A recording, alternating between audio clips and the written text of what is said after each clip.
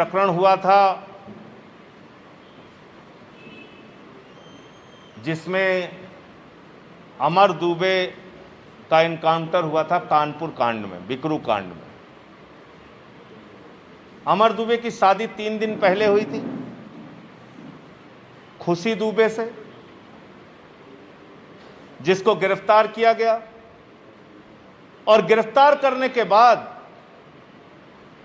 जब मीडिया में खबरें आई कि 3 दिन पहले शादी हुई थी, इसका अपराध की दुनिया से कोई लेना देना नहीं, तो तत्कालीन जो वहां के एसएसपी थे कानपुर के, उन्होंने अखबार में, मीडिया में बयान दिया कि खुशी दुबे निर्दोष है और हम उसको रिहा करने जा रहे हैं। वो पता नहीं, मुझे याद नहीं है 164 का बयान या कौन सा बयान कहते हैं, 164 का। उन्होंने साफ तौर पे कहा कि 164 का बयान करके हम इसको रिहा करने जा रहे हैं।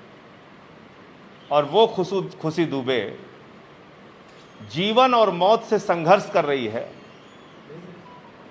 2 बार उसको खून की उल्टियां हुई, जिसके कारण से उसको एक बार बाराबंकी के अस्पताल में और अब लखनऊ के लोहिया अस्पताल में भर्ती कराया गया है। अपराधियों के खिलाफ आदित्यनाथ जी कार्रवाई कीजिए। हालांकि आपकी सरकार में अगर अपराधों के आंकड़े देखेंगे तो जबरदस्त तरीके से बढ़े हैं, अपराध रुके नहीं हैं आपके राज्य में।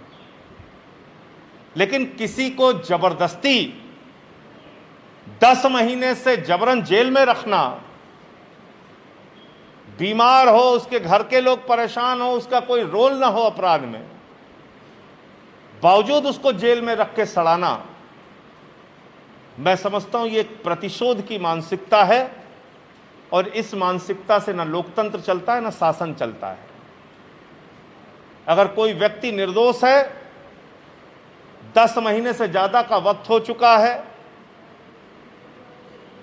आप जबरदस्ती करके उसको जेल में रखे हुए हैं, ये ठीक बात नहीं है। और मुझे लगता है कि इस दुर्भावना और प्रतिशोध के कारण जो हालत बनी है, उनके परिवार के लोगों को भी शंका है, उनके वकीलों को भी शंका है कि कहीं जेल के अंदर जैसे दूसरों की हत्या हो रही है, इस खुशी दुबे को भी कहीं मौत के घाट उतारने की तैयारी सरकार की ना हो, इस बात की चिंता सबको है।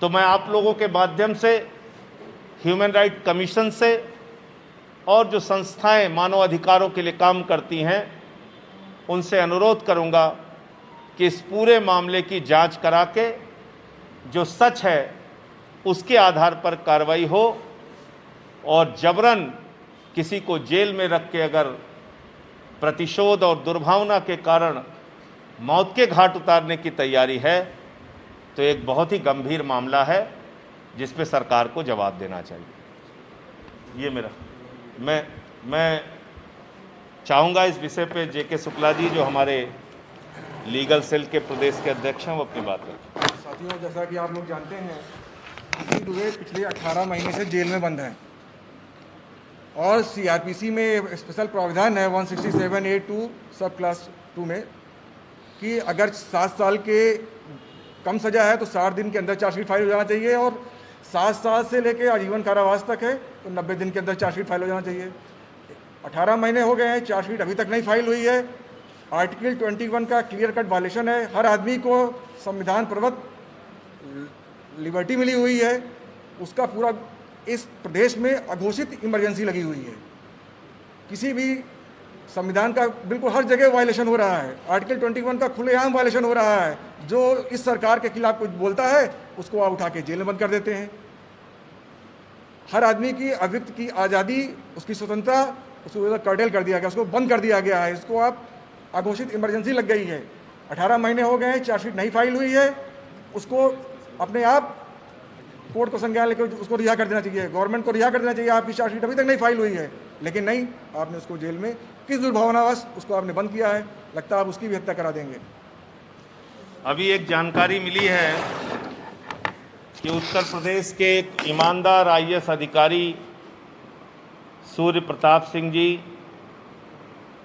कि घर पर उन्नाव की पुलिस पहुंची है, पिछले 4 घंटे से उनसे पूछताछ कर रही है। आज ये हालत हो गई है उत्तर प्रदेश में कि योगी आदित्यनाथ जी अपने आप को देश समझते हैं, आदित्यनाथ जी अपने आप को राष्ट्र समझते हैं। उनके खिलाफ कुछ भी बोलना राष्ट्रद्रोह और देशद्रोह है। जिस आदमी को हाई कोर्ट से स्टे मिल चुका है, उस सूर्य प्रताप सिंह को 3 देशद्रोह उनके ऊपर लगा दिया आपने। और उसका अपराध क्या है? उनका एकमात्र अपराध है कि कोरोना की महामारी में उन्होंने सच उजागर करने का काम किया।